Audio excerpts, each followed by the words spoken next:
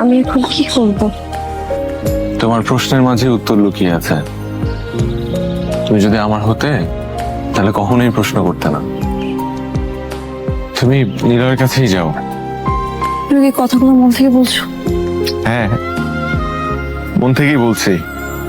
কারণ কি জানো, কারণ আমিও তোমাকে সত্যিই ভালোবাসি, কিন্তু তোমার তার কাছেই ফেরত যাওয়া উচিত যে তোমাকে বেশি ভালোবাসে। তুমি যাও, তুমি নীলয়ের কাছে ভালো থাকবে, তো তোমাকে অনেক ভালো রাখবে।